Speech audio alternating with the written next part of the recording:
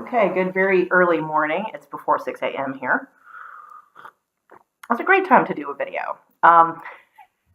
So I want to talk about language today, and what has inspired this is a little political foofara with AOC using some dialect, some accent that she is calling code switching. Now, I'm not a linguistics expert, but this is one area that I'm very interested in. I like learning languages. That's not the same thing as linguistics. I took sociolinguistics in college and wrote a paper on language policy in South Africa. And I'm a big fan of John McWhorter's books on linguistics and language and his lectures at the great courses. So he's the expert, not me. In any case, AOC used some dialect, used some language that some people call offensive, and said she's putting on an accent and faking it. And maybe she was, I don't care. She says, she grew up talking like that. Other people, maybe she's lying. I don't care. I find her boring. That said, I can believe it because I grew up in the South. Do I sound like it? And there are reasons for that.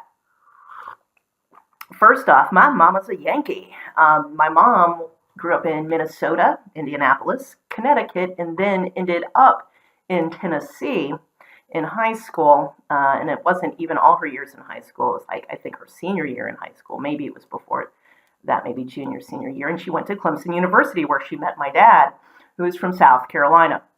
And my dad definitely had a South Carolina accent. My mom did not. And even though she has lived in the South, we lived in South Carolina, Georgia, Maryland, and then North Carolina, which is where she lives now, she's never really picked up a Southern accent. And she was a stay-at-home mom. I sound a lot like her. I will link to an old video from 1982 from when we lived near Atlanta. We were in Marietta, Georgia, and it was a rare snow day. And you can hear my dad talking. My mom, she's behind the camera, but she talks a lot, and you can hear how she talks. I'm in there, and my sisters, and our next door neighbor, Robert, one of our friends, doing an impromptu snowball fight and some other stuff. And you can hear how we talk. A lot of people get very touchy about accent and language use. And if you are from a group whose accent is not socially favored, as you could say, so I'm going to just use the Southern accent. And when I say Southern accent, there's, of course, a variety. There was a documentary, I think it was called Voices of North Carolina. It's on Amazon Prime, so I'll link that too. It's only an hour, I believe. And it shows you the variety of accents just across North Carolina. Now, North Carolina is a very wide state, going from the oceans to the Appalachian Mountains. And, but there are some accents that are so extreme that even people from North Carolina, from another part, really don't understand them. And when I was at North Carolina State University, I would run into some of these. In any case, I'm going to try a little experiment over the next couple minutes, and we'll see how it goes, because I am definitely not an expert. One of the problems with AOC, let's just pretend that that really is a way she used to talk when she was a child. And it gets to be difficult if you don't talk like that for decades. You're an adult now. You have a little more control over how you speak. You're around a lot of people who talk different. And you have to put your mind back into how people talked around you. So I think you can probably see what I'm trying to do. This is not how I normally speak. I'm trying to think about if I were down in South Carolina talking with my relatives from South Carolina, because I will start mirroring back the accent they have, but it's very difficult. I've been living in New York State since I was 22, and I already sounded like I was from Connecticut.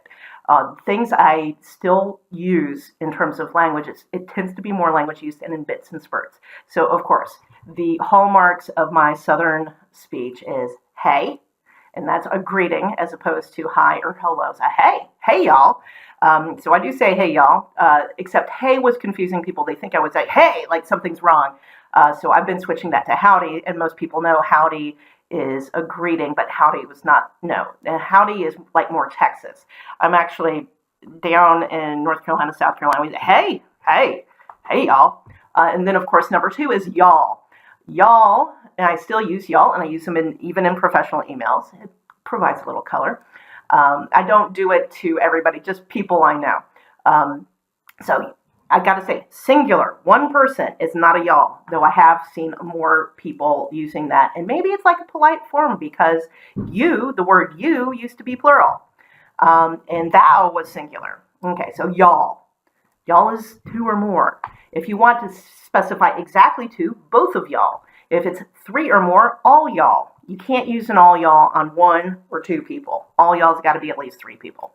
Of course, there's possessive forms, y'alls, both y'alls, all y'alls.